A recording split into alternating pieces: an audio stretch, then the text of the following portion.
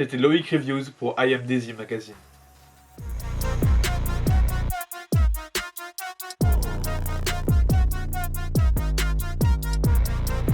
Moi je m'appelle Loïc, aka Loïc Review. J'ai une chaîne YouTube qui s'appelle Loïc Reviews, qui a à peu près 130 000 abonnés. Je suis sur YouTube depuis 2006-2007.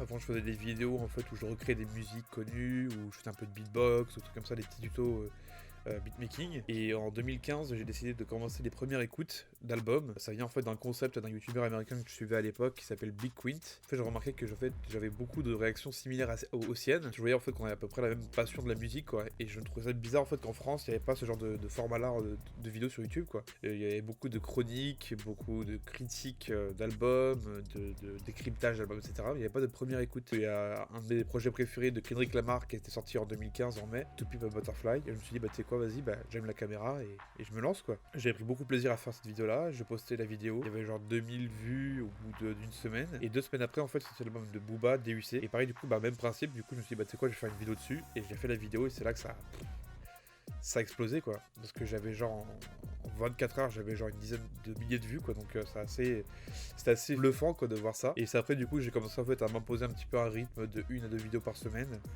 plus du coup les vidéos que je faisais mensuelles, les playlists fraîches etc, plus d'autres vidéos que je faisais par-ci par-là.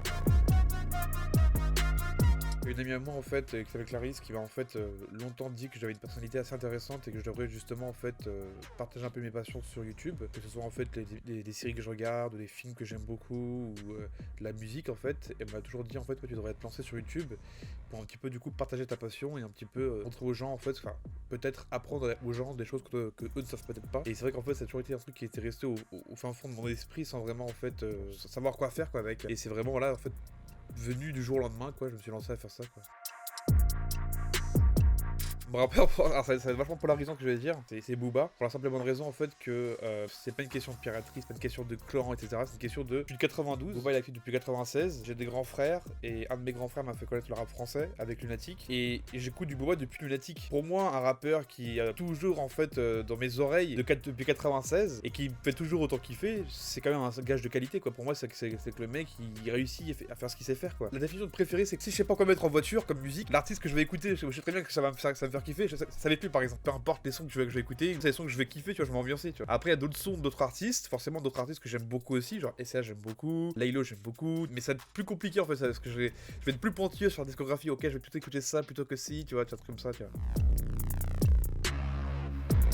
En fait, je vais expliquer un petit peu ça sur ma chaîne avec une vidéo que j'avais postée dernièrement en fait. Je vais l'expliquer en fait, c'est que je faisais des vidéos tout le temps en fait, depuis mai 2015, tous les semaines j'avais 2-3 vidéos qui sortaient. Au début c'était une passion, mais en fait plus le temps passait, plus du coup je me retrouvais dans une spirale infernale du coup, où je faisais des écoutes d'albums que je voulais pas forcément faire, par passion, par envie de le faire, mais parce qu'en fait les labels me demandaient d'écouter, parce que les abonnés, ou les viewers en fait me demandaient de les écouter. Mes recherches n'étaient pas aussi bien travaillées, même l'envie en fait elle était pas forcément là. À la fin du coup ça empiétait beaucoup sur mon temps personnel, tu vois. C'est tellement devenu pesant en fait sur ma conscience et sur mon bien-être personnel que j'ai en fait simplement décidé de me mettre en pause, et je reprendrai en fait quand je sentirai mieux quoi, et mieux dans ma tête quoi. Et pour l'instant ça a l'air d'aller mieux. Je pense reprendre les premières écoutes. Je sais pas si je vais en faire régulièrement, je penserai plus de choses de manière ponctuelle. La charge de travail c'était pour tourner, monter, et miniatures, machin etc. Ça me prenait 4 à 5 heures, voire même 6 heures si des fois il fallait redécouper la vidéo derrière parce que c'était bloqué quoi que ce soit. Et si en plus derrière du coup la vidéo elle était démonétisée ou bloquée dans certains pays, voire tous les pays, ça fait franchement chier quoi, parce que du coup tu dis que c'est tout un travail, c'est une demi-journée de travail qui part en fait, qui sert à rien. C'est aussi une raison pour laquelle j'ai mis en pause.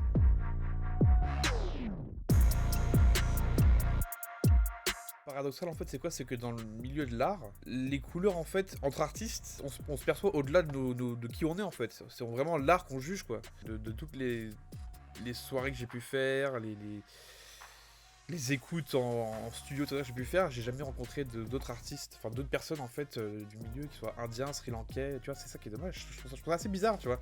Et j'ai jamais eu de problème par rapport à ça, parce que j'ai toujours été invité, etc. Donc il n'y a pas vraiment eu de problème par rapport à ça, quoi. Waouh, la question incroyable! Tu me fous dans la merde là. Faut que je retrouve les trucs, attends. Genre en fait, il y a un film quand j'étais petit qui m'avait beaucoup fait kiffer, c'était Jeans. Et il y avait du coup cette BO composée par Airaman qui était juste incroyable. Franchement, je pense que toute la BO, moi je l'ai saignée en fait. Il y a des sons vraiment qui sont Columbus, Neka, tu vois, c'est Anbe, c'est des sons, vraiment, c'est des sons qui m'ont marqué quand j'étais gamin, tu vois, c'est des sons qui m'ont marqué depuis que j'ai vu les films en fait quand j'étais petit. J'ai beau ne pas avoir grandi forcément, même en tant qu'adulte, avec des films indiens, tamouls, etc. Ce qui m'a marqué quand j'étais petit est toujours là avec moi en fait. Aujourd'hui encore, je vais encore réécouter ces sons-là parce que justement, ça me rend nostalgique. C'est des sons que j'aime beaucoup de base, tu vois. Donc, ouais, franchement, j'irais des sons comme ça, tu vois.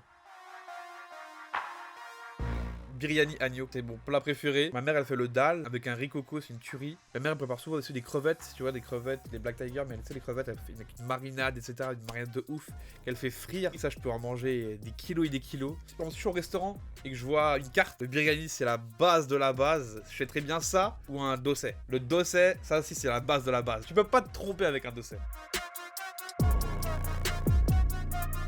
L'Inde en fait, si tu veux, je suis allé 3 fois. En fait, je suis pas allé en Inde depuis 11 ans. J'aurais bien aimé pour y aller en fait l'année dernière, mais bon, voilà. Et du coup, c'est un de mes projets, j'espère pouvoir retourner là-bas. Un de mes trucs marquants, c'est quoi? C'est quand j'ai pu voir du coup comment l'Inde se développe. Je l'ai vu du coup, on va dire entre 5 ans d'écart à chaque fois. Entre 2005 et 2010, comment l'Inde a évolué, ça m'a marqué en fait. Quand j'ai vu Bangalore par exemple évoluer entre 2005 et 2010.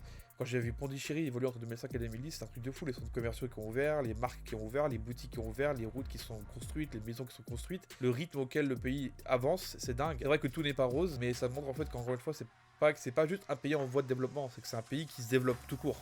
C'est un pays qui se développe rapidement. Les souvenirs là-bas, c'était pouvoir balader en fait à Pondichéry, voir la vie là-bas en fait.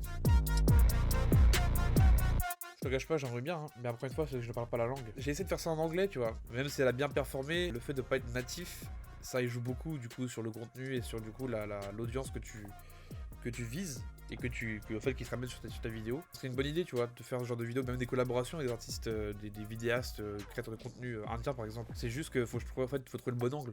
Faut pas faire ça en fait à l'arrache, juste une collaboration comme ça, vas-y tu viens avec moi, là. Faire un truc plus propre, je pense que ça serait plus intéressant que juste faire une vidéo comme ça. Alors, le ramener en France sur le talent, tu vois, le faire connaître en France, tu vois, ça pourrait être mortel, tu vois, ce genre de concept. Donc ça, c'est un truc que j'aimerais bien faire. Je vous soutiens fort parce que j'aime beaucoup ce que vous faites et je trouve que c'est enfin cool d'avoir une page comme la vôtre qui partage en fait justement des infos et de l'autre communauté quoi. C'est pas en fait moi en 2015 quand j'ai commencé une vidéo dans ma chambre, j'étais en pyjama etc. Et je sais pas en fait que 4 ans après, 3 ans après, j'ai rencontré Mehdi Maizi qui lui en fait allait me reconnaître où j'allais serrer la main à Fianso tu vois. C'est des trucs jamais en fait tu te dis ça quoi, c'est super impressionnant. En avançant petit à petit en fait en croyant en votre projet, en mettant beaucoup de passion, vous allez forcément arriver à ce que vous voulez faire et du coup réussir sur tout ce que vous allez entreprendre. Alors à la jeunesse Daisy, au talent Daisy, franchement croyez en vous-même. C'est vrai comme on l'a expliqué, on a très peu de représentation de nous-mêmes sur les réseaux, chez les influenceurs, chez les créateurs de contenu, à la télévision, au cinéma, à la radio, etc. Mais croyez en vous-même. Si vous pensez que vous avez un talent, si vous pensez que vous ne valez rien, c'est faux. C'est pas parce qu'on vous pointe du doigt, qu'on vous traite de pack de machin. Vous devez pas vous faire de ça. Vous êtes votre propre personne, vous êtes vous-même. Continuez à travailler sur vous-même, continuez à faire ce qui vous fait plaisir dans la vie. Si vous êtes passionné dans une chose, mettez-vous-y à 100%. Bon, continuez à apprendre les études, c'est important. Mais mettez-vous dans votre passion à 100%. Et franchement, juste prenez du plaisir à vivre votre vie. C'est tout ce qui compte. C'est tout ce qui compte. Ne vous prenez pas compte et tout des insultes, etc. Vivez pour vous, votre famille. C'est tout ce qui compte. C'est tout ce qui compte.